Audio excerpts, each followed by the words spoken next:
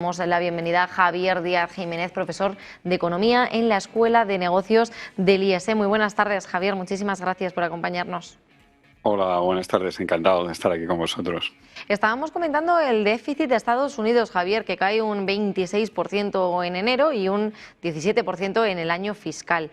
Pero seguimos hablando del tercer peor comienzo de la historia, ¿no? ¿Debemos leer esto como mejora real o como un alivio temporal?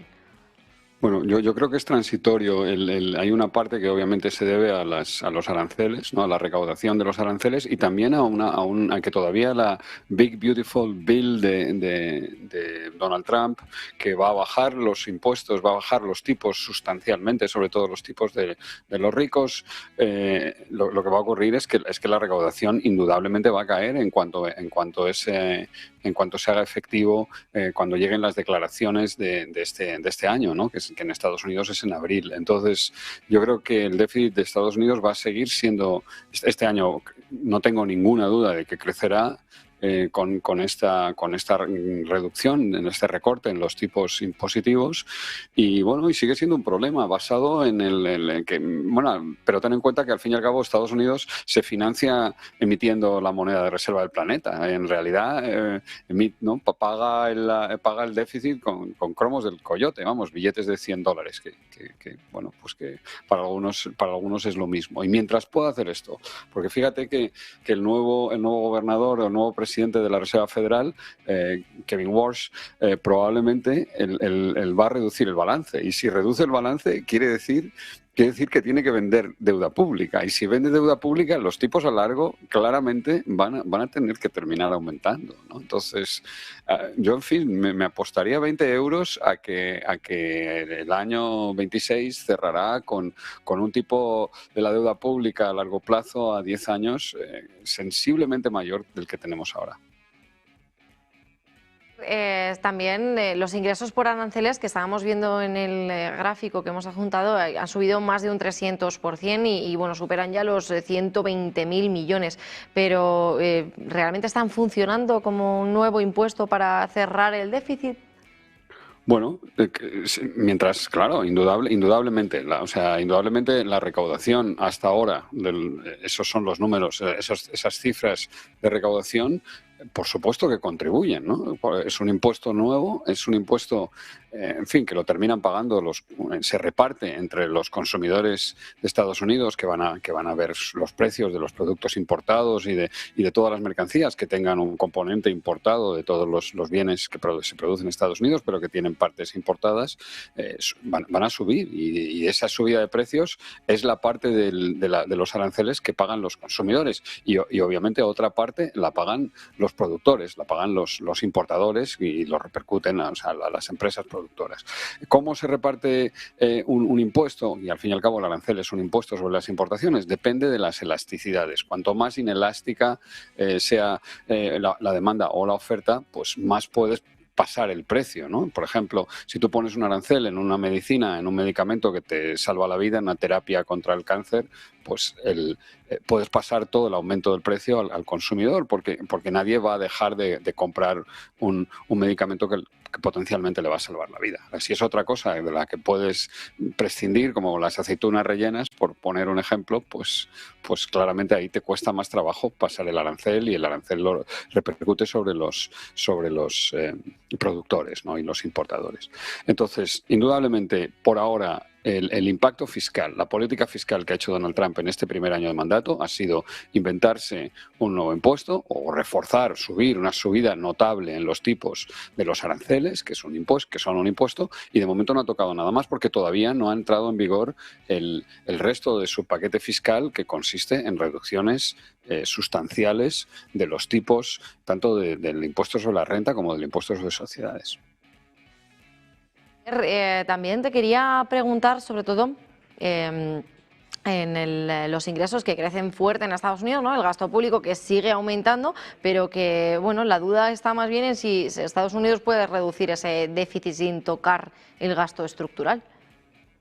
Pues, en fin, difícilmente, ¿no? O sea, claramente la senda, al final, mira, los números, el déficit no en realidad lo que nos dice la hacienda pública, la teoría de la hacienda pública es que no es un número, es una senda, es todo un plan fiscal, ¿no? Y el plan fiscal por el que transita Estados Unidos está basado en dos ideas que como mínimo son discutibles. Primero, que la recaudación de los aranceles va a ser suficiente, ¿no?, para compensar, o sea, y que va a estar suficientemente cerca del máximo de la curva de Laffer, o sea, que el hecho de que caigan los impuestos va a generar tanta elasticidad en las bases, va a haber tanto crecimiento económico que la recaudación no se va a resentir y esa es la magia de la curva de Laffer, que aumente. Bajando los tipos, aumenta la actividad, aumenta la recaudación. Y eso todavía está por ver. O sea, la cuantía del aumento de la recaudación por los aranceles ya la hemos visto, ya tenemos los datos, pero lo que vaya a ocurrir con el resto del plan fiscal de Donald Trump, pues está por ver.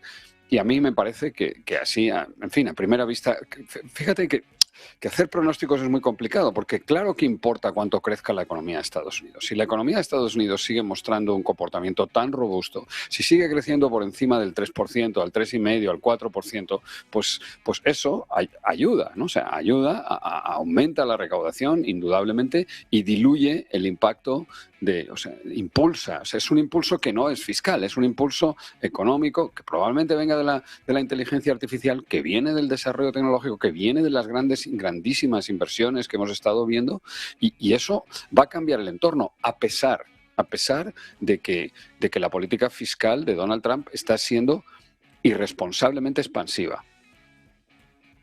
Javier, también poniendo el foco ya no solo en la deuda, sino también en cómo lo está intentando financiar Estados Unidos. Ha publicado en la página oficial que también aceptan las aportaciones de ciudadanos estadounidenses y de hecho han desplegado 4 maneras de poder pagarlo, ¿no? Lo han hecho como a través de PayPal, de tarjetas de débito. ¿Qué te parece?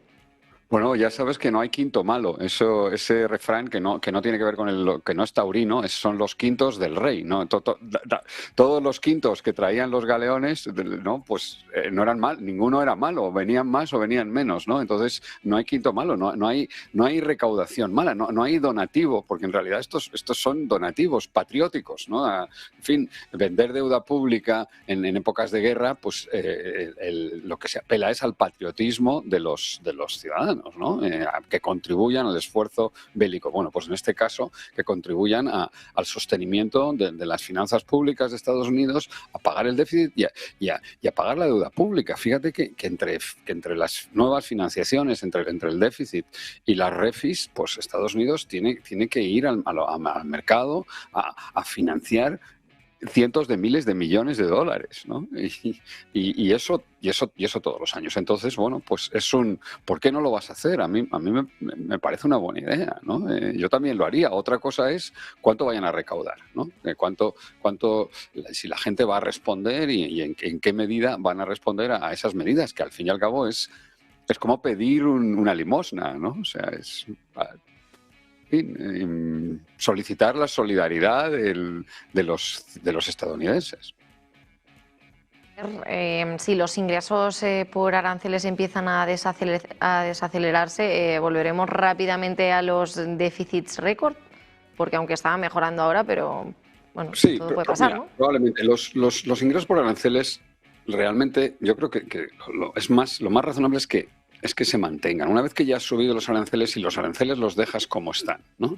Hay 2 escenarios, hay 3, que los sigas subiendo, que los dejes como están y que los empieces a bajar a cambio de otro tipo de concesiones, ¿no? Que use ahora Donald Trump y la administración de Estados Unidos los aranceles como parte de una negociación para conseguir otro tipo de ventajas comerciales, ¿no? Y entonces, si bajan los tipos, pues lógicamente lo más razonable es que la recaudación también baje, y si se quedan como están, pues lo que habremos visto es un salto en las finanzas públicas, pero ahí se mantiene. O sea, ten en cuenta que si el gasto sigue aumentando o si otras partidas de los ingresos caen, que es lo previsible cuando el Big Beautiful Bill entre en vigor, pues entonces mi sensación y mi apuesta es que no va a ser suficiente el aumento que ya se ha producido de los aranceles. Vas a seguir recaudando lo mismo, pero ahora vas a tener menor recaudación por otras partidas y no hay ninguna... Y la otra pata de la política fiscal de Estados Unidos, que era el reducir el gasto, pues no ha ocurrido, ¿no? O sea, ¿no? la simplificación de la administración, la reducción del coste del sector público, pues esa es una parte de los anuncios, de la plataforma, o sea, del programa económico de Donald Trump, que realmente no se ha producido, en fin, todavía. Y eso, lo que ha descubierto Donald Trump es que es mucho más difícil de implementar eso que subir aranceles, ¿no? Javier Díaz Jiménez, profesor de Economía en la Escuela de Negocios IES, muchísimas gracias por acompañarnos una vez más. Encantados de tenerte en este cierre de Wall Street, Javier. Gracias a vosotros, chao, chao, hasta cuando queráis.